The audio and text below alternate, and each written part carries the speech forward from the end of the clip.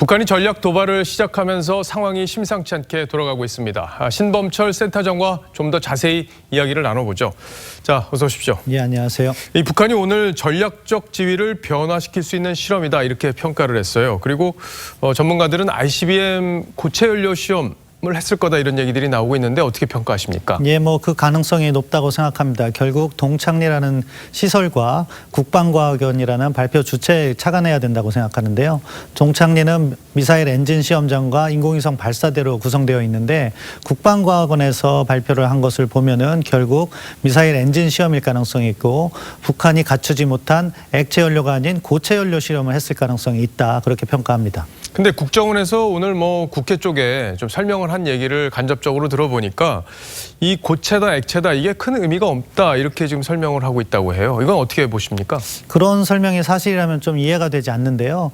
미사일은 액체에서 고체로 발전 추세가 있는 겁니다. 왜냐하면 고체로 만들었을 때 그 준비 기간이 짧아가지고 상대에 더 위협적인 거거든요. 그렇기 때문에 북한도 고체 연료를 개발하기 위해서 노력을 했을 것이고 중국이나 미국과 같은 경우에도 둥펑 41이나 미니투맨 3도 과거 액체였던 것을 고체 연료로 바꾼 겁니다. 따라서 그 부분은 이해가 되지 않습니다.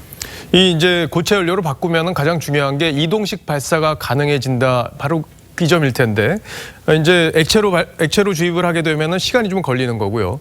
그렇게 되면은 미국의 어떤 세계 최고 수준이라는 MD 시스템, 미사일 방어 시스템으로도 이 방어가 어려워지는 겁니까? 예, 상당히 도전을 받게 되는 거죠.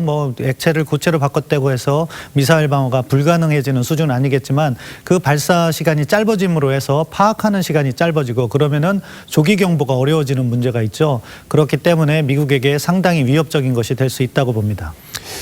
근데 이제 다음 단계, 지금 고체 연료를 통한 엔진을 완성을 했다면 다음 단계는 이걸 실제로 한번 쏴보는 게 필요할 텐데 이 다음 단계로 가는 건 사실 트럼프 대통령 입장에서는 선을 넘었다 이렇게 좀 평가할 수 있는 부분이기 때문에 상당히 조심스러울 것 같긴 해요. 어떻게 평가하십니까? 예, 그렇습니다. 바로 ICBM으로 이렇게 발사를 하게 되면 트럼프 대통령은 그것은 자신에 대한 직접적인 도발로 간주할 것이고 북한을 압박하고 중국을 더욱더 압박할 겁니다. 이 경우에 북한은 배경이 돼줄 수 있는 중국과의 관계가 틀어질 수 있기 때문에 중간 단계를 거쳐서 ICBM으로 갈 가능성이 높고 그 중간 단계가 대륙간 탄도미사일이 아니라 인공위성을 먼저 발사할 가능성이 있다 그렇게 평가합니다. 아, 인공위성이다.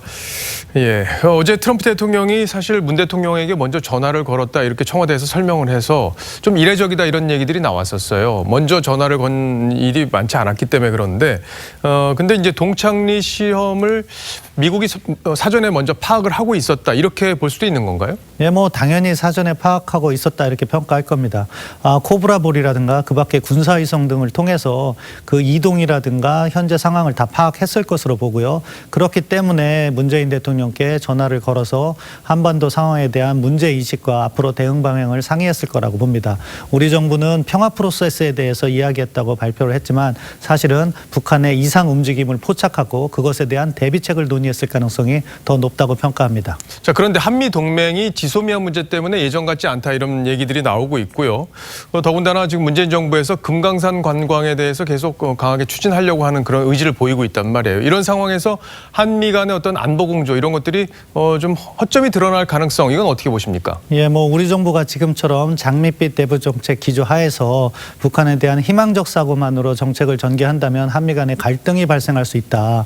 왜냐하면 지금 미국은 북한의 이상 행동을 파악하고 그것에 대한 대비책을 강구하고 있는데 우리는 제재 완화라든가 이런 부분을 강조하게 되면 엇박자가 나게 되잖아요. 그런데 지금 북한의 행보를 보면 대화라기보다는 도발적으로 가고 있기 때문에 이러한 불협화음을 우리가 먼저 만들어서는 안 된다고 생각합니다. 예, 미국의 대선 일정도 좀 변수가 될 것 같습니다. 이제 내년 11월에 지금 선거가 치러질 텐데 트럼프 대통령이 선거를 앞두고 북한을 어떻게 다룰지 이 부분도 좀 관심입니다. 어떻게 예상하십니까? 일각에서는 트럼프 대통령이 유화책을 전개할 것이라는 예상도 하고 있지만 저는 그렇게 가지 않을 것 같습니다. 오늘 아침만 해도 트럼프 대통령이 북한이 미국 대선에 개입하지 않을 것으로 믿는다. 이건 역으로 얘기하면 그렇게 하지 말라는 경고거든요. 따라서 트럼프 대통령이 일방적인 양보를 할 가능성은 적다고 보고 만약에 북한이 추가적인 도발로 가면 거기에 대한 맞대응으로 갈 가능성이 높다고 평가합니다. 이 북한이 도발을 하고 미국이 군사적 맞대응을 하는 이런 상황, 이 한반도에 상당한 긴장감을 가져올 수 있는데 이런 일이 벌어지지 않도록 한미 한미가 사전에 잘 조율을 해야겠다 이런 생각이 듭니다. 잘 들었습니다. 지금까지 신범철 센터장이었습니다.